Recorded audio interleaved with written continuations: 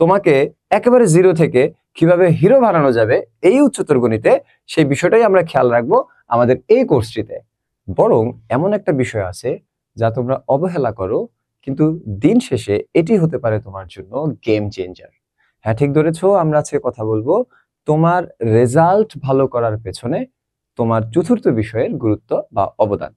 So আমরা এই পুরো বিষয়টাকে বোঝার জন্য আগে আমরা কি কি বিষয়ের উপর পরীক্ষা দিব এবং কোন কোন বিষয় আমাদের পরীক্ষার রেজাল্ট তৈরিতে ডিরেক্ট বা সরাসরি কানেকশন, সেই বিষয়গুলো বুঝে তারপরে আমরা দেখব চতুর্থ বিষয়ের অবদান আসলে আমাদের রেজাল্টের জন্য কিরকম হতে পারে। সো প্রথমে আমরা এই সাইডটাতে একটা গ্রেডিং পয়েন্ট দেখছি, যেটা আমরা অলরেডি সবাই জানি। যদি কেউ A+ পায় তাহলে তার গ্রেড পয়েন্ট হচ্ছে 5, যদি কেউ A গ্রেড পায় তাহলে তার গ্রেড পয়েন্ট হচ্ছে 4, যদি কেউ A- পায় তাহলে তার গ্রেড পয়েন্ট হচ্ছে 3.50। এভাবে সমস্ত গ্রেড পয়েন্টগুলো কিন্তু আমরা অলরেডি জানি। আমরা টোটাল যতগুলা বিষয় এসএসসি পরীক্ষার জন্য পড়ব, সেই বিষয়গুলোকে আমরা দুই ভাগে ভাগ করি। প্রথম ভাগ মূল বিষয় আর দ্বিতীয় ভাগ হচ্ছে চতুর্থ বিষয়। এখন এইখানে আমরা 1 থেকে 8 পর্যন্ত যতগুলা বিষয় দেখতে পাচ্ছি, সবগুলা বিষয় কিন্তু সবাইকেই পড়তে হবে এবং সেগুলো মূল বিষয় হিসেবেই কাউন্ট হবে। এবং বাকি যে দুইটা বিষয় এখানে রয়েছে, উচ্চতর গণিত এবং জীববিজ্ঞান, তার মধ্যে আমরা একটাকে সাধারণত মেইন বিষয় হিসেবে ইনক্লুড করব এবং বাকিটা আমাদের 4 সাবজেক্ট হিসেবে কাউন্ট হবে। আমরা আমাদের এই ভিডিও সুবিধার্থে ধরে নিচ্ছি জীববিজ্ঞান আমাদের হচ্ছে মূল বিষয় এবং জীববিজ্ঞান হচ্ছে আমাদের মূল বিষয় এবং আমাদের উচ্চতর গণিত হচ্ছে চতুর্থ বিষয়। তাহলে আমরা এই জায়গা থেকে দেখতে পাচ্ছি আমাদের এখানে উচ্চতর গণিতটা মূল বিষয় থেকে কাটা গেল এবং উচ্চতর গণিত হচ্ছে আমাদের জন্য 4 সাবজেক্ট বা চতুর্থ বিষয়। তাহলে আমাদের টোটাল মূল বিষয় হচ্ছে কয়টি? 9টি। বাংলা, ইংরেজি, গণিত, বাংলাদেশ বিশ্ব পরিচয়, ইসলাম শিক্ষা, তথ্য ও যোগাযোগ প্রযুক্তি, রসায়ন, পদার্থ এবং মূল বিষয় হিসেবে জীববিজ্ঞান।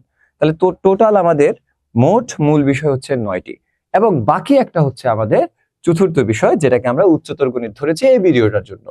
এখন ধরো যদি কেউ উচ্চতর গণিতে A+ পায় তাহলে তার গ্রেড পয়েন্ট হয় হচ্ছে 3। অর্থাৎ উচ্চতর গণিতে তুমি যদি A+ পাও অ্যাজ এ 4 সাবজেক্ট বা চতুর্থ বিষয়, তাহলে তোমার টোটাল সিজিপিএ তৈরি করার সময় তোমার গ্রেড পয়েন্ট আসবে হচ্ছে 3। অর্থাৎ তুমি যাই পাও সেখান থেকে 2 বিয়োগ করে তোমার টোটাল গ্রেড পয়েন্টটাকে নির্ধারণ করা হয়। তাহলে যদি কেউ চতুর্থ বিষয় অর্থাৎ উচ্চতর গণিতে A+ পায় তাহলে তার গ্রেড পয়েন্ট অ্যাড হবে হচ্ছে 3। যদি কেউ A গ্রেড পায় তাহলে তার গ্রেড পয়েন্ট অ্যাড হবে হচ্ছে 2। যদি কেউ A- পায় তাহলে তার গ্রেড পয়েন্ট অ্যাড হবে হচ্ছে 1। অর্থাৎ তুমি যাই পাও সেখান থেকে 2 বিয়োগ করে যা থাকবে সেটাই তোমার মূল গ্রেড পয়েন্টে অ্যাড হবে। এবার আমরা ধরে নিচ্ছি একজন শিক্ষার্থী সে বাংলা পরীক্ষা খুবই খারাপ দিয়েছে এবং ধরে নিচ্ছি সে A- পাইছে, তাহলে তার গ্রেড পয়েন্ট হবে হচ্ছে 3.50। তাহলে আমরা লিখলাম 3.50। যদি এই শিক্ষার্থী ইংরেজিতেও খারাপ করে তাহলে তার গ্রেড পয়েন্ট আসবে হচ্ছে 3.50। এবার আমরা ধরে নিচ্ছি বাকি সমস্ত পরীক্ষা তার খুবই ভালো হয়েছে এবং সে প্রত্যেকটা পরীক্ষাতে ধরে নিচ্ছি A+ পেয়েছে।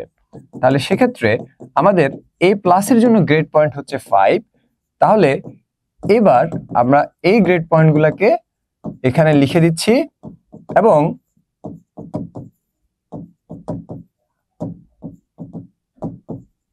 আমরা টোটাল এখান থেকে মূল গ্রেডিং পয়েন্টগুলো যোগ করব। তাহলে 5, 10, 15, 20, 25, 30, 35 এবং 7, অর্থাৎ টোটাল আমাদের এখানে মোট গ্রেড পয়েন্ট হচ্ছে 42।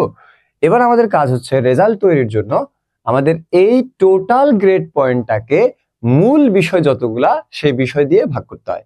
তাহলে মূল বিষয় হচ্ছে আমাদের 9টি, আমরা এখানে দেখতেই পাচ্ছি মূল বিষয় হচ্ছে জীববিজ্ঞান সহ 9টি। তাহলে আমাদের টোটাল গ্রেড পয়েন্ট যা আসছে সেই টোটাল গ্রেড পয়েন্টটাকে আমাদের মূল বিষয় সংখ্যা দিয়ে ভাগ করতে হবে। তাহলে আমরা যদি 42কে 9 দিয়ে ভাগ করি তাহলে আমাদের রেজাল্ট আসে 4.67। ওকে, তাহলে দেখো একজন শিক্ষার্থী কিন্তু 4 সাবজেক্ট ছাড়া অর্থাৎ চতুর্থ বিষয় ছাড়া তার টোটাল রেজাল্ট আসবে 4.67। ওকে, এবার দেখো চতুর্থ বিষয়ের অবদান এখানে আসলে কেমন। আমরা ধরে নিলাম চতুর্থ বিষয়ে অর্থাৎ উচ্চতর গণিতে তুমি A+ পেয়েছো, তাহলে A+ এর জন্য কত কাউন্ট হবে গ্রেড পয়েন্টে? 3 কাউন্ট হবে। এখন এই যে আমরা 42 পেলাম আমাদের 4 সাবজেক্ট ছাড়া এবং আমরা 4 সাবজেক্টে ধরো A+ পেয়েছি, তাহলে টোটাল আমাদের এই 42 এর সাথে অ্যাড হবে হচ্ছে 3, অর্থাৎ a প্লাস পেলে 3 অ্যাড হবে। আর যদি তুমি a পাও তাহলে 2 অ্যাড হবে, যদি তুমি a মাইনাস পাও তাহলে 1 অ্যাড হবে।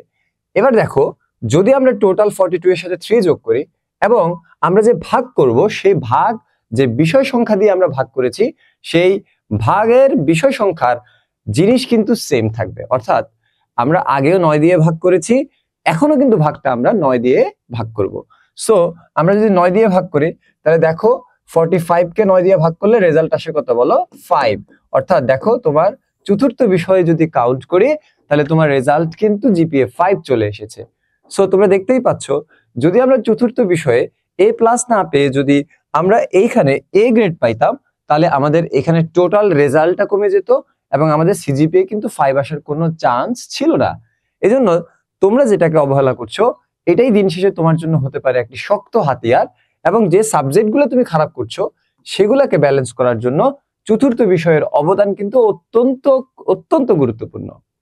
সো এই চতুর্থ বিষয় তুমি কিভাবে ভালো করবা এবং এই চতুর্থ বিষয় তুমি কিভাবে মাস্টার হবা সেই বিষয়টা নিয়ে আমরা নিয়ে আসছি ইডু পরিবারের পক্ষ থেকে তোমাদের জন্য একটা সাজানো গুছানো কোর্স, এবং সেই কোর্সে থাকছে তোমাদের চ্যাপ্টার ভিত্তিক ভাবে প্রিপারেশন নেওয়ার জন্য যে কৌশল, সেই কৌশলগুলো এবং অঙ্ক ধরে ধরে প্রিপারেশন, এবং তোমাকে একেবারে জিরো থেকে কিভাবে হিরো বানানো যাবে এই উচ্চতর গণিতে সেই বিষয়টাই আমরা খেয়াল রাখবো আমাদের এই কোর্সটিতে।